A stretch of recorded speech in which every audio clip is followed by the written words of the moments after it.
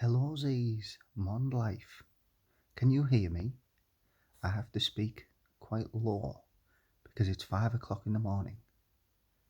Today's subject, transitioning to middle age. One of the symptoms of middle age is waking up earlier than you ever did before.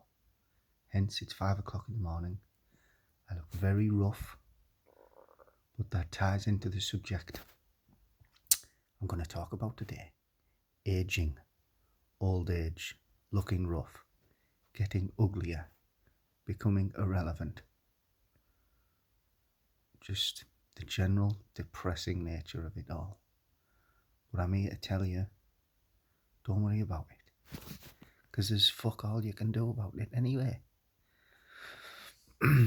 Aside from the superficial things, the Botox and the tit jobs and the exercise and the diet, all things that you have to do if you don't want to just slip into, a pre-coma of a long 40-year slide into, oblivion.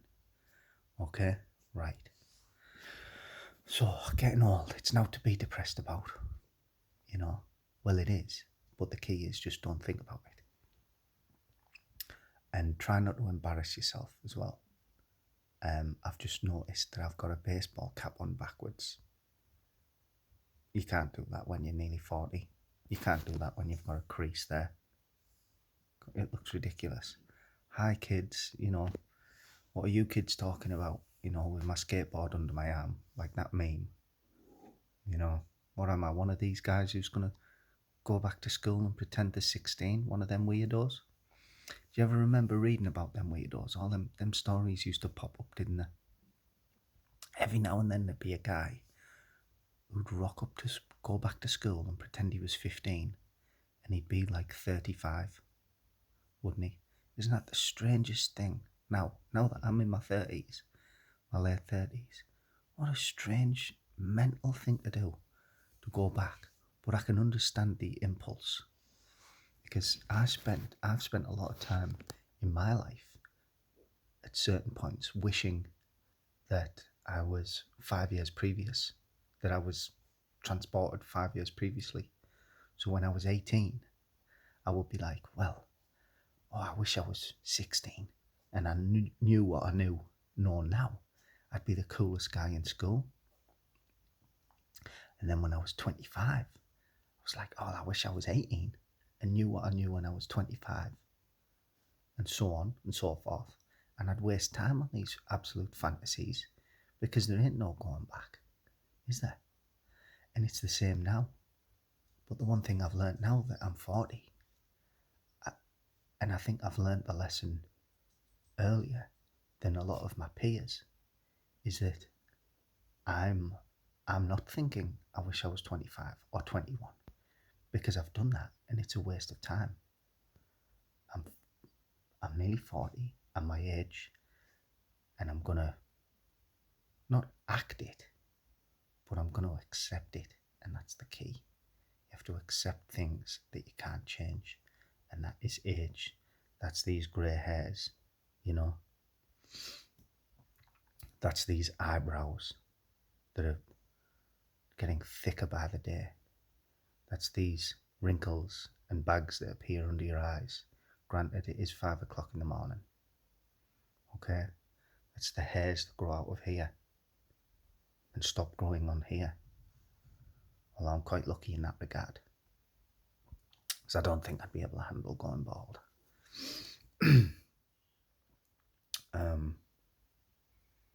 There's no self-help videos for that. I'm sorry.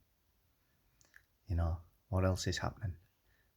My teeth are starting to they're still in decent nick, I suppose, but, too much red wine, too much coffee, they're going to discolour, aren't they? It's hideous. What else is happening? Just the whole general vibe of your face just starts to just look more unappealing, doesn't it? Women start to look through you. They don't notice you anymore. You become ancient. make references to people and they don't understand. They don't know what language you're talking about. You know, I mentioned footballers from 20 years ago, and nobody knows who they are. But that's the thing, that the culture starts to change, you see. So the references that you have and your generation have gradually get forgotten. Now, at the moment, I'm quite lucky because a 40-year-old, my generation, is in charge now. We're in charge. So you start to see in the cult that reflected in the mainstream culture, not in youth culture, but in TV programming and the print media and all that, and documentaries and stuff. So you start to get documentaries about things that were culturally important when I was 18. You know, stuff about Oasis, you know, the Nebworth concert of Oasis, you know, 9/11, obviously people talk about that a lot. And it's because these things happened when I was a kid, when I was 18, and now my generation are the ones writing about it and making documentaries about it. An example I give is that nobody talks about the 60s anymore. It's fading. When I was 18, people used to bang on about the 60s all the time, or Elvis Presley. Elvis Presley was like a big cultural touchstone. You don't hear anything about him anymore.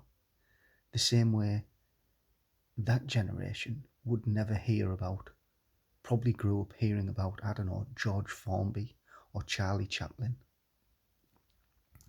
And, you know, it was their turn in the 90s to talk about their youth, to look back on the things that were culturally important to them. And it's the same now. You know, my generation is in charge of everything. So that's one advantage, I suppose. But it also, it doesn't mean shit, really, does it? Nobody knows who the Beatles are no more. Nobody knows who George Formby is. Nobody knows who Elvis Presley is, you know. In 20 years' time, they'll be making documentaries about Lil Uzi Vert or Lil Nas X, won't they? So that's another little tip. Learn, you know, just learn who these people are, I suppose. Right, I've completely lost my train of thought, so I might make a part 2. Bye bye, Monday.